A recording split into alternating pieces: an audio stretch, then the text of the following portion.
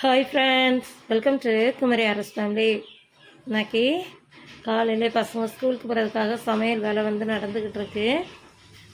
சாதம் வச்சுட்டேன், சாதம் வடித்தாச்சு இதாக இருக்குது. அடுத்து இதில் குழம்பு வச்சுருக்கேன். இது வெண்டைக்காய் போட்டு குழம்பு வச்சுருக்கு. அடுத்து என்ன கொஞ்சம் உருளைக்கிழங்கு பொரிச்சுக்கிடலாம். அடுத்து இன்றைக்கி அவங்க மீன் வாங்கிட்டு வரேன் அப்படின்னு சொல்லியிருக்காங்க. மீன் 5-6 நாள் மீன் வாங்கலாம். அதனால் சரி இன்றைக்கி மீன் வாங்கலாம் அப்படின்ட்டு இருக்கோம். அதனால் கொஞ்சோண்டு குழம்பு வச்சுருக்கேன். ஏன்னா அந்த குழம்பு ஸ்கூலுக்கு அவங்களுக்கு கொடுத்து விட்ருக்கு வெண்டைக்காய் போட்டு. மறுபடியும் இதில் நேற்று சாப்பிட்டுட்டு போட்ட பிளேட் இருக்குது. இதில் புரோட்டா இருக்குது. நேற்று என் தம்பி புரோட்டா வாங்கிட்டு வந்தான். எல்லாத்துக்கும் ஆளுக்கு ஒவ்வொரு பார்சல் வாங்கிட்டு வந்துருந்தான். அதில் 2 பார்சல் எடுத்து நாங்கள் சாப்பிட்டோம். 3 பார்சல் வாங்கிட்டு வந்தான். மாதிரி சாலம் அவன் கூடயே போய் சாப்பிட்டுட்டு வந்துச்சான். அதனால் 3 பார்சல் வாங்கிட்டு வந்துருந்து. அதில் ஒரு பார்சல் புரோட்டா இருக்குது. இது கொத்து புரோட்டா வாங்கிட்டு வந்தோம்னா சரி இன்றைக்கி அதை நல்லா நம்ம லைட்டாக கிண்டி அந்தளவு கொடுத்துடலாம் அப்படின்ட்டுருக்கேன். பசங்களுக்கு புரோட்டா இருக்குது. அடுத்து இதில் நேற்று நாங்கள் புரோட்டா சாப்பிட்டதுனால கொஞ்சம் சாதம் மிஞ்சிடுச்சு. இவ்வளோ சாதம் இருக்குது. இதுக்கு தண்ணி ஊற்றி போட்டிருக்கேன் பழைய சாதத்துக்கு. இப்படி தான் இருக்குது. இதை கிண்டி அவங்களுக்கு கொடுத்து விட்றணும். கூட்டுக்கு இவங்களுக்கு உருளைக்கிழங்கு பொரிச்சு வைக்கணுன்னு இருக்கேன். மறுபடியும் கேரட் இருக்குது. கேரட் பொரியல் பண்ணி வச்சு அதையும் கொடுத்து விட்டுடலாம். அவ்வளோதான் இன்றைக்கி. மறுபடியும் லஞ்ச் பாக்ஸ் எல்லாமே கழுவி வச்சுருக்கு பசங்களுக்கு. லஞ்ச் பேக் இதில் இருக்குது. வெளியில் எங்களுக்கு நல்லா லைட்டாக மழை தூத்திக்கிட்டே தான் இருக்குது. அதனால தான் அப்படி இருக்குது. எங்களுக்கு என்ன மழை விடவே இல்லை. எப்படின்னா கொஞ்ச நேரம் தூத்தம், மறுபடி வைக்கிற கொஞ்சம் வெறிக்கும், அதுக்கிற தூத்தம், அப்புறம் வெறிக்கும். கிளைமேட் எப்போவுமே கூறாப்பாவே தான் இருக்குது. வெயில் அடிக்கவே இல்லை. துணியெலாம் துவைச்சி போட்டால் ஒன்றும் காயெல்லாம் இல்லை. அப்படியே குளிர்ந்தாப்பையே இருக்குது. சரி காலையில் இந்த நேற்று போட்டேன்.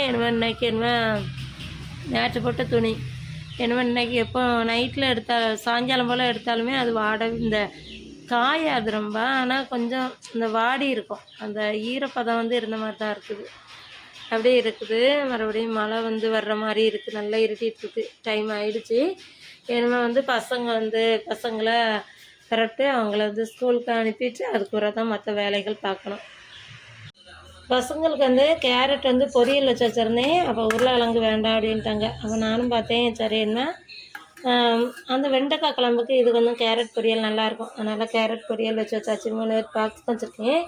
இனிமேல் 5 பாக்ஸுக்கு சாப்பாடு வைக்கணும். எங்களுக்கு தோசைக்கு மாவு இருக்குது. அதனால் அந்த மாவு எடுத்து நம்ம தோசைச்சுட்டுக்கலாம் அப்படின்ட்டு இருக்கேன்.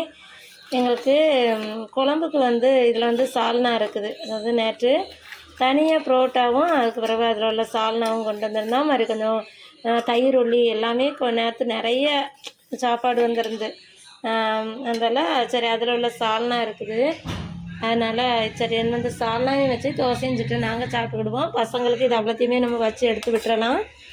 அதுக்கு பிறகு அவங்களுக்கு மிளகாவை நான் எடுத்துட்டேன். மிளகா இப்படி தான் 2ஆக தான் கீறி போடுவேன். எடுத்துட்டேன். அதனால் நம்ம சாதம் மட்டும் வச்சிடலாம். வச்சுட்டு நம்ம அதுக்கு பிறகு அவங்களுக்கு துணியெலாம் அயன் பண்ணணும். அதுக்கு பிறகு பார்க்கலாம். பசங்களை ஸ்கூலில் கொண்டு விட்டுட்டு வந்தாச்சு. வந்த பிறகு நான் என்ன செஞ்சேன்னா எங்களுக்கு கொஞ்சம் தோசை ஊற்றினேன். அந்த மாவு பாத்திரம் எல்லாமே இந்த கிடக்கு. எல்லாத்தையுமே எடுத்து வெளியில் கொண்டு போடணும். தோசை ஊற்றினேன். மறுபடியும் இதில் எண்ணெய் சட்டி இருந்தது நம்ம இதுங்கிறதுக்கு.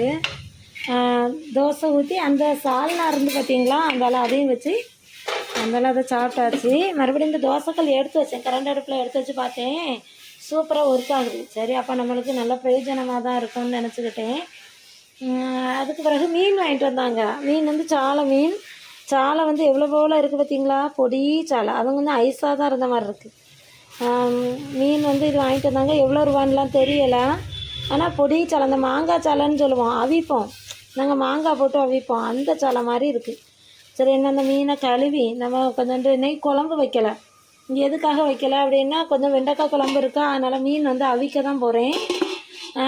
அதுக்கு பிறகு கூட்டுக்கு இதில் 2 பொரிச்சுக்கிடலாம். மறுபடியும் கொஞ்சம் அவிச்சுக்கிட்டு மறுபடியும் நைட்டுக்கு கொஞ்சம் தோசமாக இருக்குது. இன்றைக்கி சாதம் கொஞ்சம் குறைச்சி தான் வச்சேன். மதியானம் நாங்கள் சாப்பிட்டா கொஞ்சம் தான் இருக்கும்.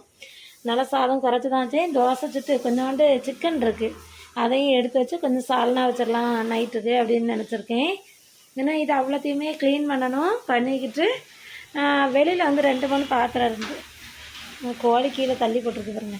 2 3 பாத்திரம் கிடக்கு. நான் அதையும் கழுவணும். அதனால் எல்லாத்தையுமே தூக்கி அங்கே கொண்டு நம்ம போட்டுடலாம். போட்டுட்டு எல்லாத்தையும் கழுவிட்டு நம்மளுடைய வேலைகளை பார்க்கலாம். மதியானம் மீன் வந்து அவிச்சிருந்து அப்படின்னாலாம் மீன்லாம் அவிச்சு எடுத்து சாப்பிட்டுட்டோம். அதுக்கு பிறகு சாயங்காலம் டீ போட்டு குடித்தாச்சு. என்ன வந்து நம்மளுடைய டிபன் வேலைகளை பார்க்க வேண்டியதான். பசங்க வந்து படிச்சுக்கிட்டு இருக்காங்க. சரி என்ன போய் இந்த அவங்க படிச்சுக்கிட்டு இருக்காங்க. என்னமோ நான் வந்து என்னுடைய டிபன் வேலையை பார்த்துட்டு மறுபடியும் நான் என்னென்ன வேலைகள் பார்க்கேன் அப்படின்ட்டு பார்க்கலாம்.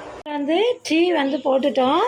போட்டு எல்லோரும் வந்து டீ குடிச்சிட்டோம். இதில் வந்து அவங்க அப்பாவுக்குள்ள டீ மட்டும் இருக்குது. அதுக்கு பிறகு வந்து கொஞ்சம் சிக்கன் வந்து ஃப்ரிட்ஜில் இருக்குது அப்படின்னு சொன்ன பார்த்தீங்களா, அதை எடுத்து இப்போ தான் தண்ணி ஊற்றி வச்சுருக்கேன். ஏன்னா வந்து கொஞ்சம் நம்ம சிக்கன் போட்டு கொஞ்சம் சால்னா மாதிரி வச்சுட்டு தோசைக்கு மாவு வந்துருக்கு. அதை இது நேரலாம் சாதம் வந்து பசங்க வந்தாங்க சாப்பிட்டாங்க. இப்போ வந்து நைட் ஆகிடுச்சு. கொஞ்சம் புதினால இருக்குது. அடுத்து வந்து கொஞ்சம் வந்து மல்லி இலை இருக்குது இதில். அதுக்கு பிறகு மிளகாய் எடுத்து வச்சுருக்கேன், தக்காளி எடுத்து வச்சுருக்கேன். எல்லாத்தையும் கழுவிட்டு வெங்காயம்லாம் நறுக்கி சும்மா சால்னா தானே தேங்காயெல்லாம் அரைச்சி ஊற்றி அப்படி வச்சிடலாம்.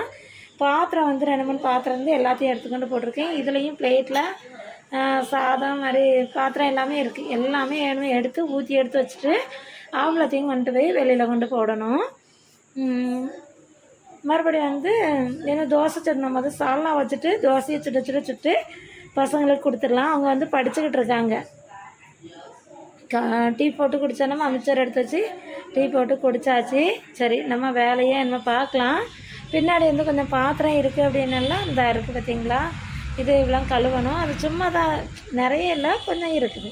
வேறு அதெல்லாம் கமத்தி வச்ச பாத்திரம். இந்த இது அவ்வளோத்தையுமே என்ன எடுத்து வீட்டுக்குள்ளே வைக்கணும். சரி பார்க்கலாம். நம்ம சிக்கன் வந்து சால்னா மாதிரி வச்சாச்சு. அதாவது இதுலையே வச்சாச்சு மஞ்சட்டியில். அதாவது குக்கரில் தான் லைட்டாக வேக வச்சுருந்தாக்கன்னு தேங்காயெல்லாம் அரைச்சி எடுத்து ஊற்றி கொஞ்சம் தான் இருந்துச்சுன்னு சொன்னால அது நல்லா வெந்துட்டு நல்லா இருக்குது பார்த்தீங்களா. நல்லா வெந்துட்டு சால்னா வச்சாச்சு. இது வந்து தோசைக்கு ஊற்றி சாப்பிட்றதுக்கு நல்லாயிருக்கும். அதனால் எல்லாம் தால்செல்லாம் பண்ணி எடுத்து ஊற்றியாச்சு. மாவு வந்து இந்த எடுத்து வச்சுருக்கேன். ஏன்னா அந்த மாவு நம்ம தோசை ஊற்றிடலாம். ஊற்றினா பசங்களுக்கு சாப்பாடு கொடுத்துடலாம். அவங்க எல்லாமே பிளேட்டில் சோறு இருக்குது இதுலேயும். சரி நான் வேணால் சோறு சாப்பிட்டுக்கலாம் அப்படின்ட்டு இருக்கேன். மறுபடியும் இதில் வந்து கொஞ்சம் சாதம் இருக்குது. இதை எடுத்து என்ன தண்ணி ஊற்றி வைக்கணும். இதில் கொஞ்சம் பழைய சாதம் இருக்குது. இதை தண்ணி அந்த சோத்து பானையில் இருந்தெல்ல அதை தூக்கி இதில் ஊற்றி வச்சாச்சு. இதில் கொஞ்சம் மீன் குழம்பு, கொஞ்சம் வெண்டைக்காய் குழம்பு அதெல்லாம் இருக்குது. மீன் வந்து பொரிச்சது இருக்குது. சாலம் பங்கு பெருசியும் வெள்ளையும் வந்தோடனே சாப்பிட்டாச்சு. என்ன வச்சு எல்லாத்தையும் தூக்கி வைக்கணும். இதையும் கொண்டு போய் வெளியில் கொண்டு போடணும். தோசை சுட்டுட்டு அதுக்கு பிறகு வந்தெல்லாம் பாத்திரத்தெல்லாம் கழுவிட்டு எடுத்துகிட்டு வேலை பார்க்கணும். மறுபடியும் துணி வந்து காய போட்டிருந்து துணி இன்றைக்கும் ஒரே மழைனோன்னே அந்த துணி காயவே இல்லை. சரி பார்க்கணும். அப்படி காஞ்சிட்டு அப்படின்னா எடுத்து உள்ளே போடணும். அப்படி இல்லை நாளத்துக்கு உள்ளே கொஞ்சம் விரித்து போட்டுறணும்னு வச்சுருக்கேன். இந்த கம்பட்டு ஊற்றி தான் துணி அலசி காயப்படுறதுனால ரொம்ப புழுங்கி ஸ்மெல்லாம் அடிக்காது. அடுத்து மிஷினில் மறுபடியும் கொஞ்சம் துணி போட்டிருக்கேன், யூனிஃபார்ம் போட்டிருக்கேன். அவ்வளோதான். பாத்திரம் கொஞ்சம் எடுத்து வச்சேன், எனக்கு கொஞ்சம் அந்த இருக்குது. இதையும் எடுத்து வைக்கணும். இங்கே வேலை பார்க்க அதையும் வச்சாச்சு. சால்னா வைக்கிறது சீக்கிரம் வேலை முடிஞ்சிடும். அதனால் எல்லாம் போட்டு ஒன்றா வதக்கினேன். அன்றைக்கி வெங்காயம்லாம் வதக்கலாம். அதனால் வேக வச்சுட்டு வெங்காயம் தக்காளிலாம் போட்டு வேக வச்சு அதனால் தால்சம் பண்ணி அரைக்கிற ஊற்றி இதையும் தூக்கி குழம்பையும் தூக்கி ஊற்றியாச்சு. அவ்வளோதான். நல்லா சிம்பிளாகவும் இருக்கும், சூப்பராகவும் இருக்கும், டேஸ்ட்டாக இருக்கும். எப்படி செஞ்சேன்னா குக்கரில் கொஞ்சம் கறியை போட்டு மறுபடியும் வெங்காயம் தக்காளி மல்லி இலை புதினா இலை ரொம்ப இலை எந்த இலை இருந்தாலும் அந்த இலையும் போட்டு கொஞ்சம் மஞ்சள் தூள் மல்லித்தூள் வத்தல் தூள் கரம் மசாலா தூள் எல்லாமே போட்டுக்கிட்டு உப்பும் போட்டு அந்தளவு வேக வச்சுட்டேன். கொஞ்சம் தண்ணி ஊற்றி அது கொஞ்சம் வெந்து வந்துச்சு. நல்லா வெந்தோடனே அந்தளவு வைக்கிற தேங்காய் அரைச்சேன். தேங்காய் நீங்கள் வறுக்கன்னா வறுத்துக்கலாம். நான் வந்து சால்னாக்கு கொஞ்சம் பச்சையாக இருந்தாலும் ஒன்றும் இல்லை, நல்லா கறி காஞ்சிரும்.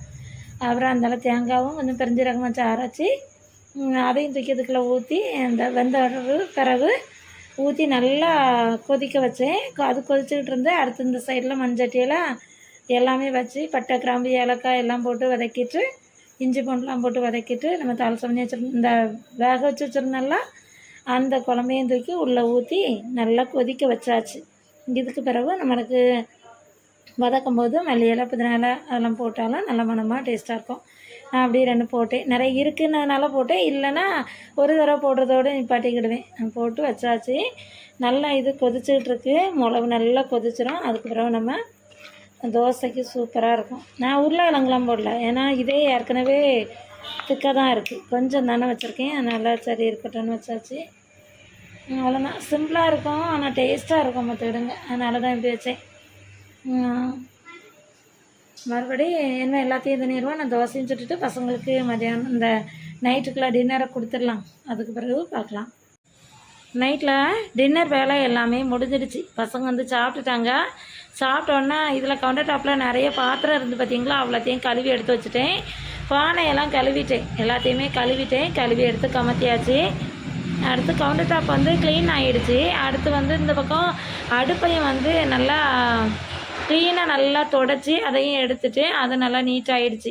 அதை வந்து மூடி போட்டிருக்கேன். இப்போ வந்து ரொம்ப அடுப்பில் வச்சு சாதம் வைக்கலையா, அதனால் கொஞ்சம் இதாக இருந்தது. நான் அதை கழுவி எடுத்து அதையும் விட்டாச்சு. அந்த வேலையும் முடிஞ்சிருச்சு. அதுக்கு பிறகு அந்த கவுண்டர் டாப் ஃபுல்லுமே கம்ப்ளீட்டாக க்ளீன் பண்ணிட்டேன். வேலை வந்து முடிஞ்சிருச்சு. நம்ம அப்படியே இந்த பக்கம் பார்க்கலாம். கொஞ்சம் துணி வந்து இதில் கிடந்தது அப்படின்னெல்லாம் அந்த துணியெல்லாம் எடுத்து வீட்டுக்குள்ளே கொண்டு போட்டுட்டேன். அது லைட்டாக கொஞ்சம் ஈரமாக இருக்குது, ஆனாலும் காயப்பட்டால் காஞ்சிரும்.